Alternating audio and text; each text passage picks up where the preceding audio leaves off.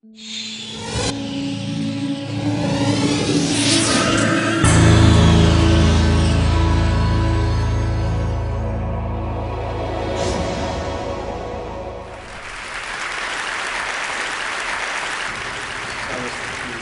is nothing bigger or older than the universe. The questions I would like to talk about are: 1. Where did we come from? How did the universe come into being? Are we alone in the universe? Is there alien life out there? What is the future of the human race? Up until the 1920s, everyone thought the universe was essentially static and unchanging in time. Then it was discovered that the universe was expanding. Distant galaxies were moving away from us. This meant they must have been closer together in the past. If we extrapolate back, we find they must have all been on top of each other about 15 billion years ago. This was the Big Bang, the beginning of the universe. But was there anything before the Big Bang? If not, what created the universe? Why did the universe emerge from the Big Bang the way it did? We used to think that the theory of the universe could be divided into two parts. First, there were the laws like Maxwell's equations and general relativity that determine the evolution of the universe, given its state over all space at one time. And second, there was the question of the initial state of the universe. We have made good progress on the first part, and now have a knowledge of the laws of evolution in all but the most extreme conditions. But until recently, we have had little idea about the initial conditions for the universe. However, this division into laws of evolution and initial conditions depends on time and space being separate and distinct. Under extreme conditions, general relativity and quantum theory allow time to behave like another dimension of space. This removes the distinction between time and space, and means the laws of evolution can also determine the initial state.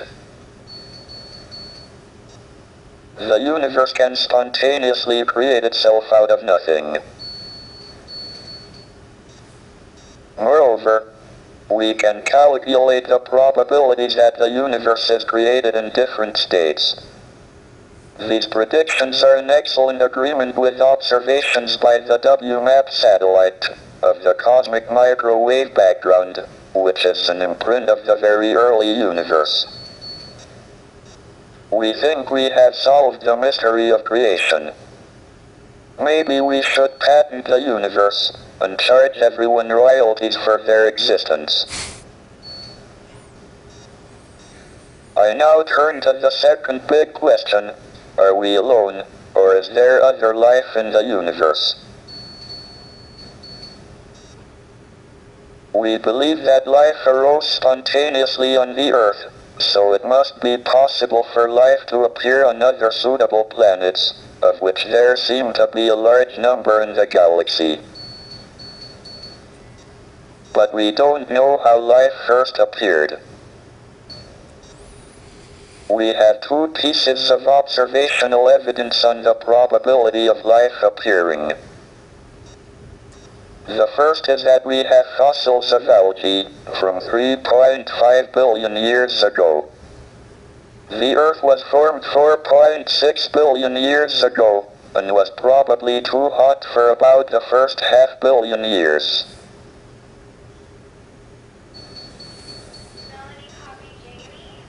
So life appeared on Earth within half a billion years of it being possible, which is short compared to the 10 billion year lifetime of a planet of Earth type.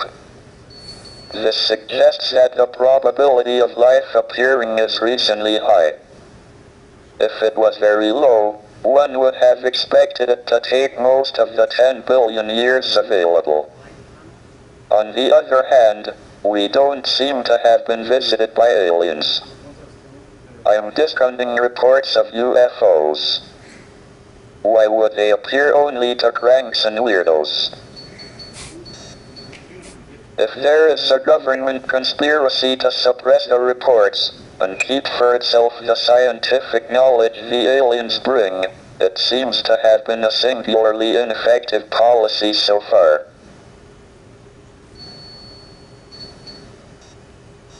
Furthermore, despite an extensive search by the SETI project, we haven't heard any alien television quiz shows. This probably indicates that there are no alien civilizations, at our stage of development, within a radius of a few hundred light years. Issuing an insurance policy against abduction by aliens seems a pretty safe bet. This brings me to the last of the big questions, the future of the human race. If we are the only intelligent beings in the galaxy, we should make sure we survive and continue. But we are entering an increasingly dangerous period of our history. Our population and our use of the finite resources of planet Earth are growing exponentially, along with our technical ability to change the environment for good or ill. But our genetic code still carries the selfish and aggressive instincts that were of survival advantage in the past. It will be difficult enough to avoid disaster in the next 100 years, let alone the next 1,000 or million. Our only chance of long-term survival is not to remain inward-looking on planet Earth, but to spread out into space. The answers to these big questions show that we have made remarkable progress in the last 100 years. But if we want to continue beyond the next 100 years, our future is in space. That is why I'm in favor of manned, or should I say, personed, space flight.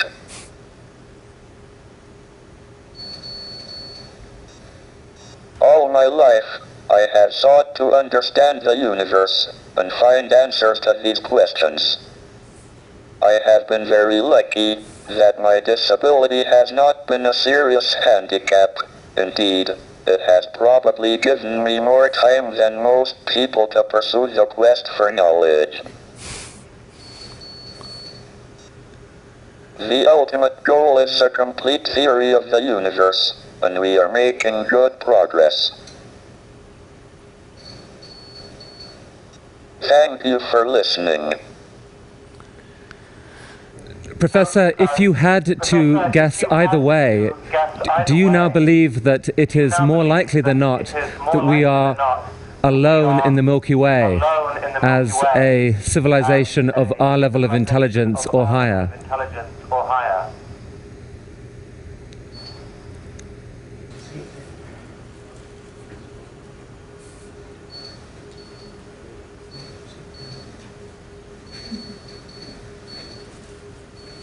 This answer took 7 minutes and really gave me an insight into the incredible act of generosity this whole talk was for Ted.